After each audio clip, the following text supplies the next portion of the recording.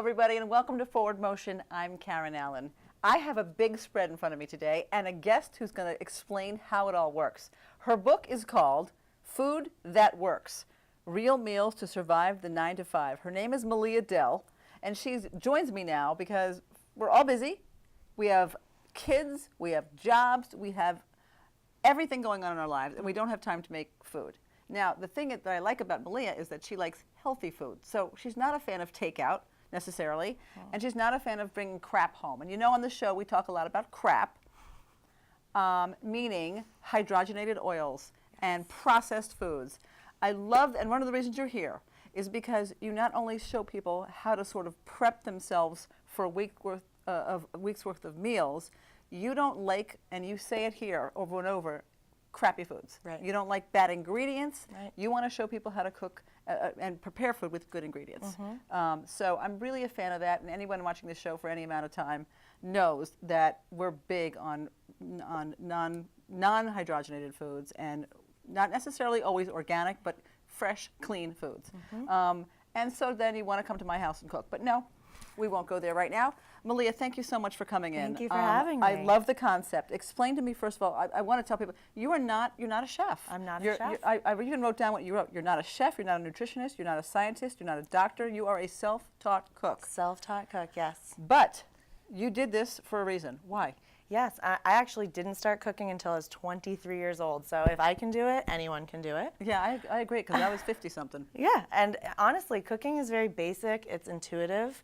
It's just we've been so far removed from it. We haven't had to do it for ourselves, so it can be a little intimidating for people.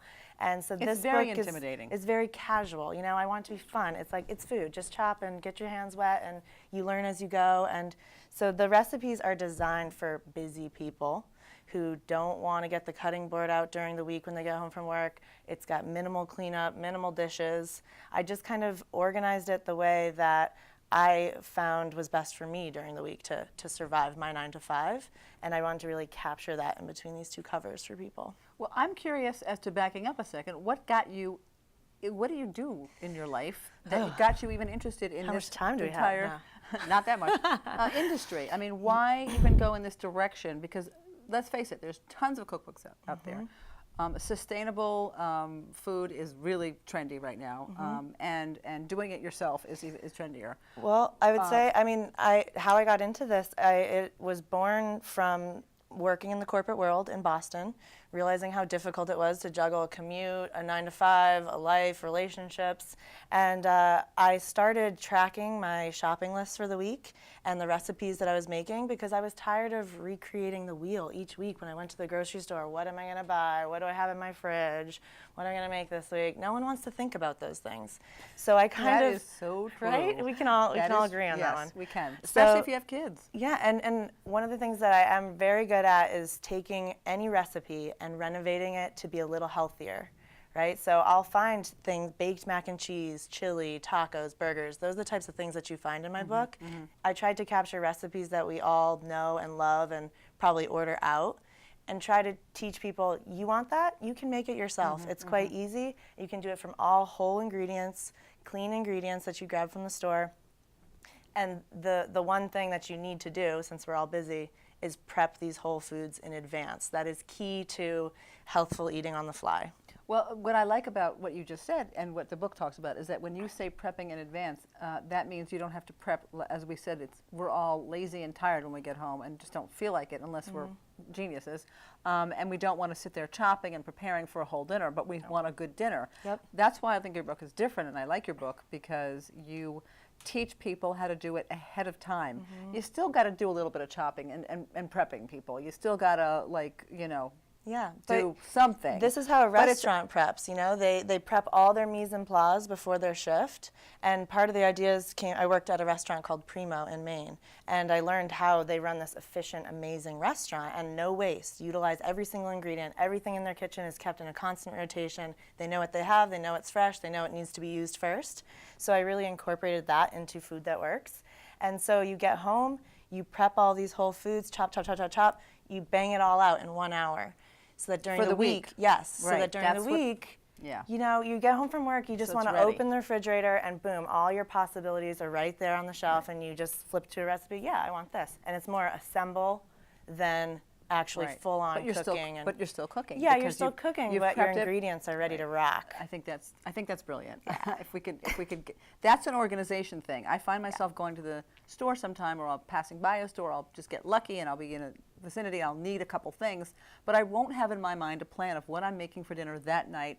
I do a lot of leftovers, so I will make a couple of dishes and then keep them because I've got 4 kids, and I just kind of sort of think that that's going to last, even though they, of course, despise everything I make. That is beside the point.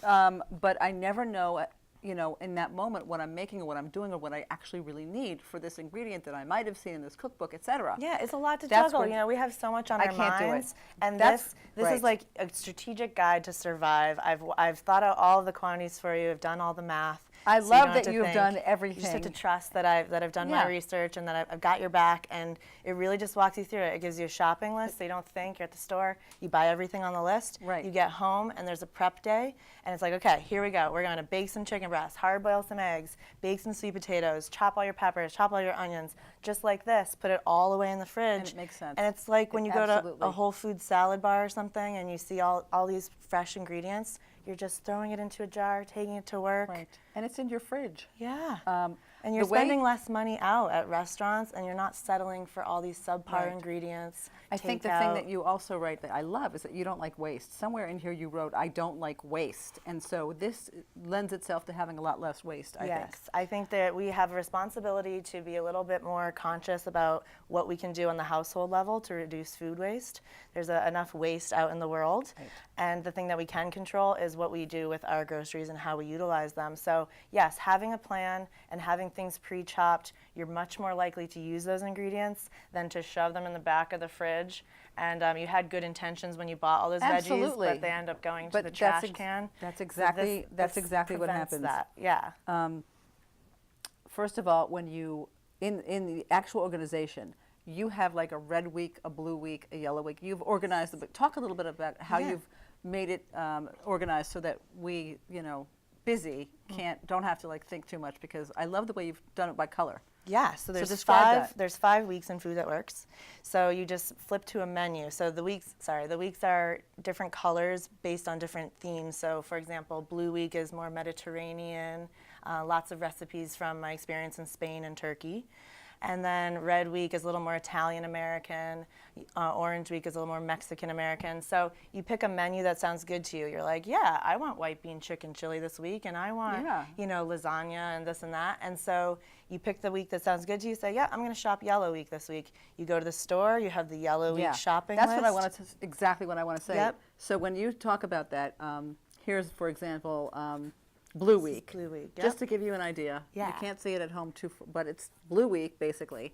And she has a menu, then she has prep day recipes, then she has the actual dishes themselves described under breakfast, lunch, dinner, Yep, everything and you could extras. make from the ingredients that you bought, all the Yeah. breakfast, lunch, and dinners, and extras and And desserts. you can mix and match. This Yeah. is the Mediterranean one. So everything. So I'm just quinoa, tzatziki, charbroiled vegetables, hummus, mixed salad, and tabbouleh. All these things.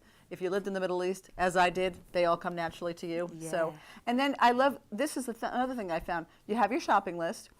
You have a page that says that's called Pantry Must-Haves. What I found that I actually found myself looking to see, do I have the flour? Do I have baking powder? Do I have vanilla extract? Do I have See, sugar? it's Do I have easy. olive oil? Do I have the butter? Do I have the honey? Because I'm Do an I have- artist, I'm very visual, and you know, other cookbooks, they have pantry lists just listed out, but you're always go to the store and Right. you forget something, and This then you have is- to go back to the I store. think the So way this you is did just it a is little, brilliant. And I did all these illustrations. You did the illustrations Yeah. yourself? Yeah, They're illustrated the whole book. That's incredible. You are artistic. You are And very then artistic. the shopping list is organized by the sections in the grocery store. So you're not bouncing all around, you know, like a crazy person. This is supposed to get you through quickly. You can be stupid and make, you know, and let's face it, but I have and my make days. and make a great dinner. And I'm very impressed by that. I think Thank that's you. fantastic. I tried to cover it all. You know, this was exactly what I wanted in my life, and I couldn't find it in other books. So I sat down. I dedicated 4 years of my life to this, and here it is in your hands. And it feels so good to finally be able to share it with people. Let's talk about what you have on the table and show people how this all comes together. And of course, you know, this is going to not be a show unless we get to taste something. So you know that's coming. Yeah, we and I know you're going to taste it with me.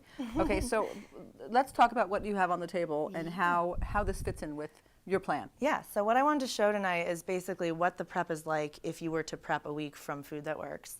So, like I said, you would go to the store. This is pretty much Red Week here. You would go to the store, get home, put all your groceries away, and then you bust right into your prep work. So the first thing I typically do is I bake some chicken breasts. And all I did was I baked them very simply. I put some olive oil on them so that they don't dry out when they're baking. It kind of seals in the moisture. Right. Salt and pepper, that's it. Baked them in the oven for 20 minutes on 350. And take them out, and they are like a blank canvas that you can work from all week. Exactly. You could make chicken salad with that. You could chop it up and you could shred it with a fork and put barbecue sauce on it and have kind of barbecue sliders. You can make a Mexican dish with that. You can make, you can put it in pita and have a shawarma. I mean, how many meals do you order out that you order chicken? If you had chicken breasts in your fridge, you'd be more likely to come home and eat it. Right. So that's the point of all this. If you have it there, you're more likely to use it.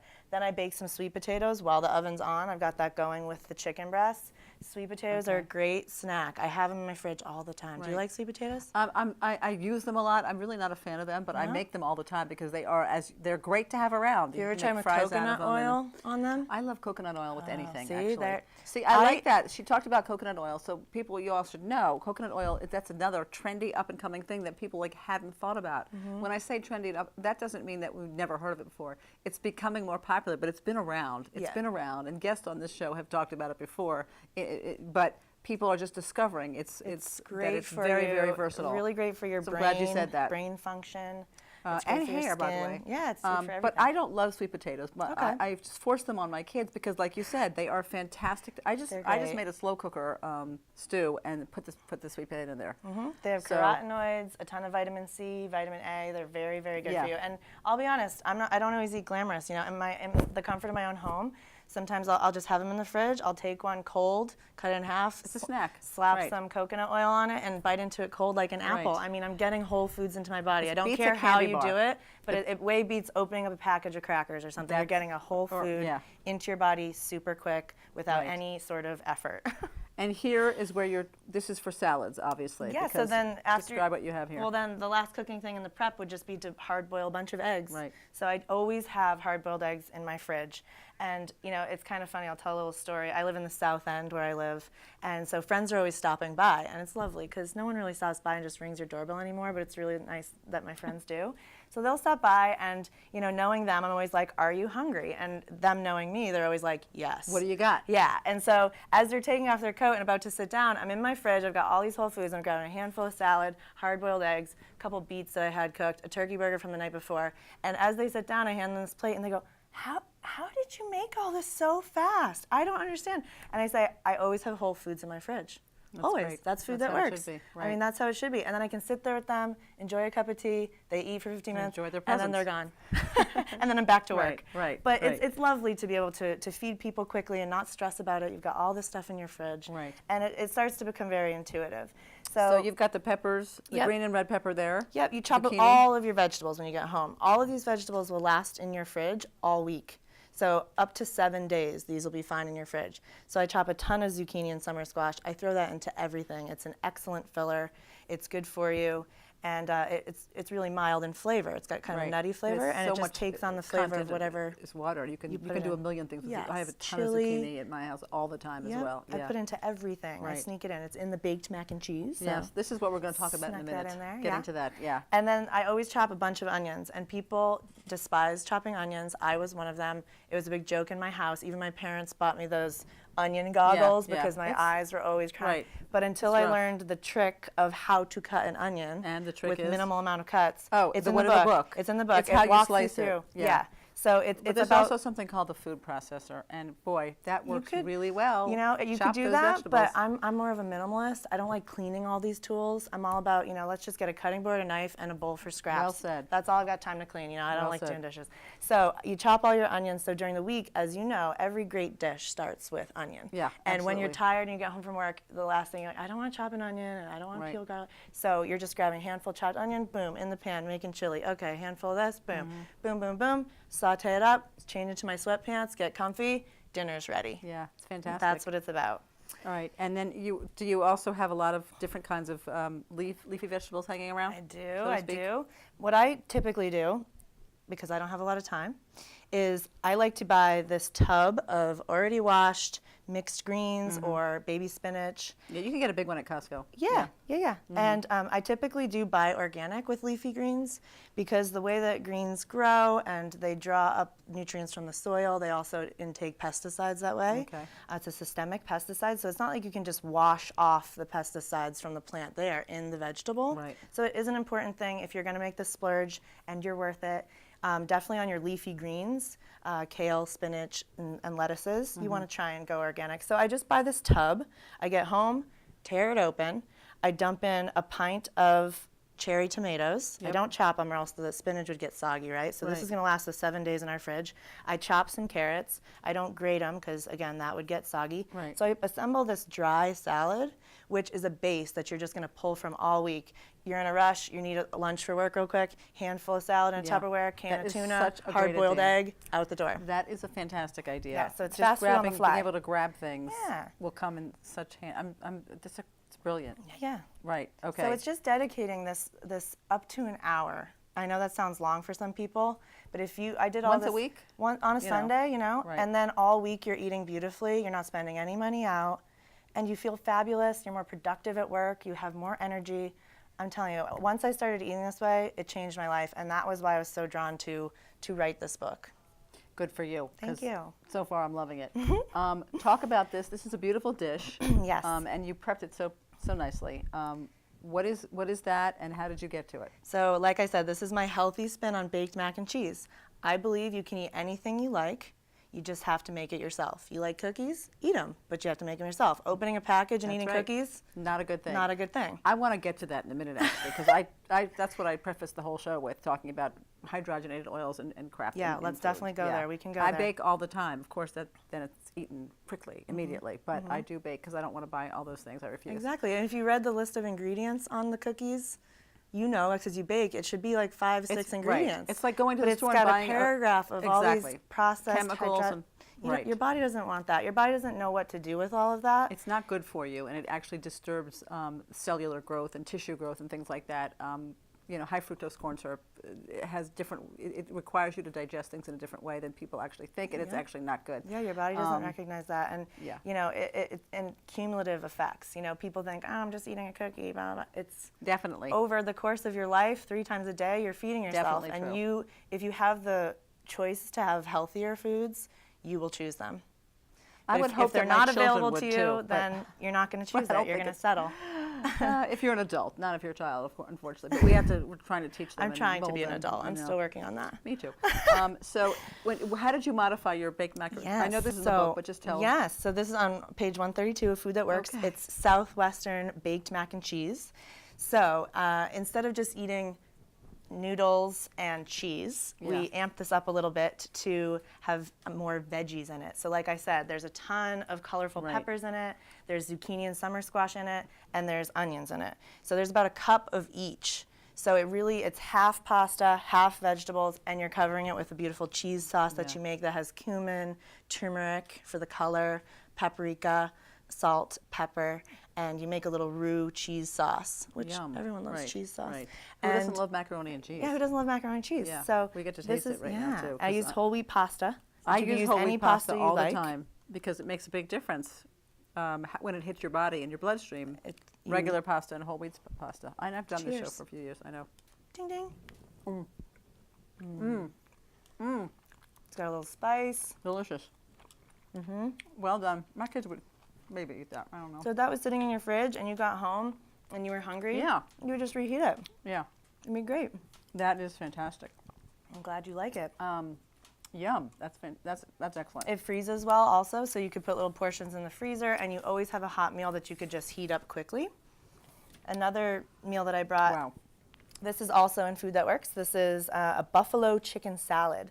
So this is the type of thing that I would take to work with me. I take food with me all the time in my purse kitchen, my friends call it. Your purse kitchen? My purse kitchen, yeah. Because I'm always on the run. I'm always traveling. I'm always on the go. But I refuse to eat all my meals out just because I'm a busy person. You know, I deserve homemade meals regardless of my schedule, and I've decided to make that a priority in my life. It's also expensive. It's so expensive. Not to mention what's going in your body. But And I'm expensive. typically disappointed when I get a salad and it's iceberg lettuce, and I'm like, I paid $15 for this. I could have made it better at home. Right, right. So if you just have any sort of containers, I use a lot of recycled jars. You don't have to run out and buy anything.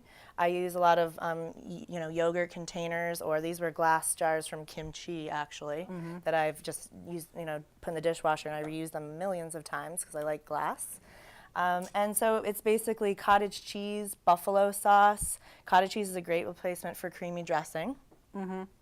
Chicken, vegetables. You layer it on there, and your wet ingredients are at the bottom, and your greens are at the top so that the salad doesn't get soggy. Wow. You just shake it up, and you eat it. That's kind of fun. Yeah. So you could take that anywhere. You could take it anywhere. I prep 6 of them, and I do all different flavors. You do Waldorf salad. You could do curried chicken salad in there. I mean, it's endless. And then you have these salads with you, and you're not paying $15 every time you want them. I'm with that. Yeah. Now, how did you choose what recipes to make? Because you've said you've lived around the world. Yeah. Tell me a little bit about your experience. My experience. Well, I grew up in Hawaii. We moved around a lot growing up. I've lived all over the country in all different cultures, and it's really shaped my outlook on food and diversity, and I just love trying all these different foods. So the recipes in the book actually, like I said, I tried to capture American cuisine, and then it also has a lot of influence from my time living in Spain and Turkey in the Mediterranean area. Yeah, did you go for the purposes of exploring cultures and food? Yes. Well, so I was working in the corporate world in Boston, and that's where the idea, gosh, I need to write this book. I mean, there's not a book out there. This has to happen.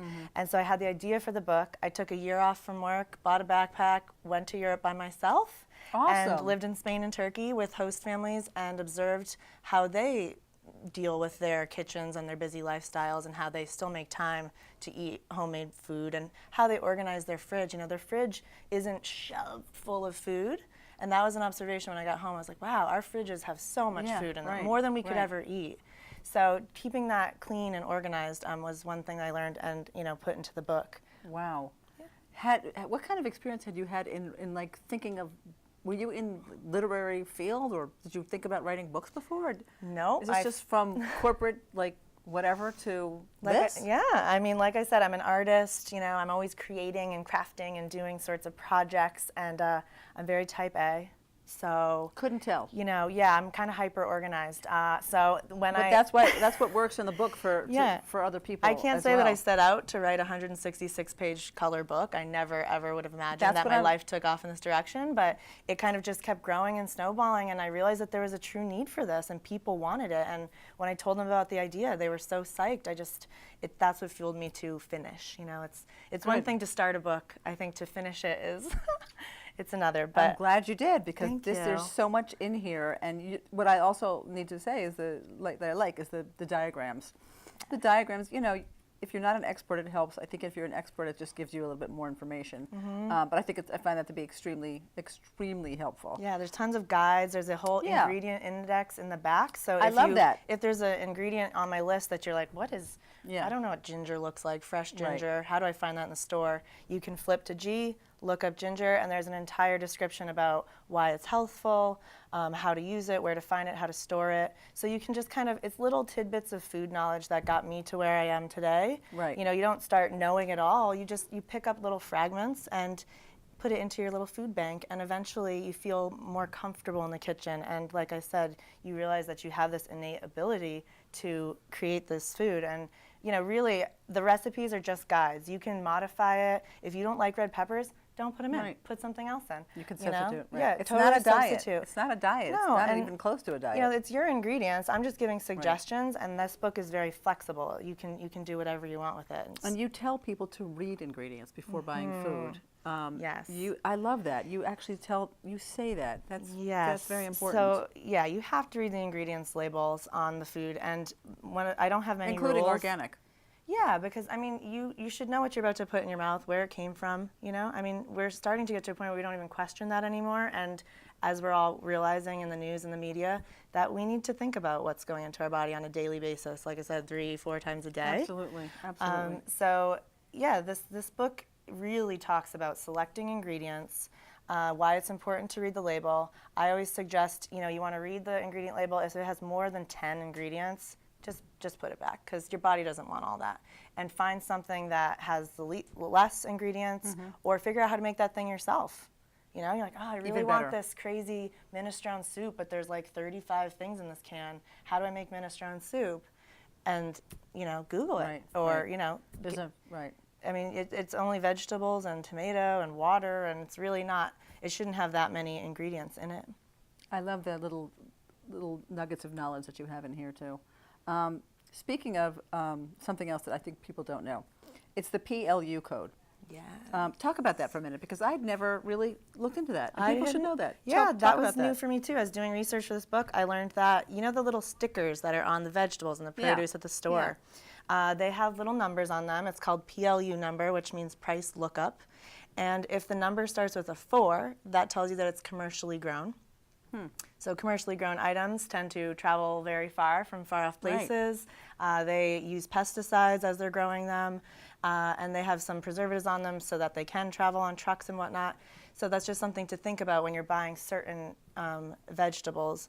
It will determine whether you're going to peel that thing to get the pesticides off, or whether you're going to scrub it well, or whether you're going, you know. So that's what the number 4 means. And if it has a number 9 starting that number, that's how you know that it's organic. Right. So, and it says here GMO, genetically modified. Very, very interesting. Your website, we'll put that up for people to get more information about this book and about you. Please follow. It's great. I'm very impressed, and I'm going to use this. I think it's great, and I appreciate it so much. Thank you. It's called Food That Works, Real Meals to Survive the 9 to 5. This is Malia Dell, to make sure we get the name right. And I am Karen Allyn. Thank you so much for watching. I'm going to eat more macaroni and cheese. We will see you next time. Bye-bye. This is a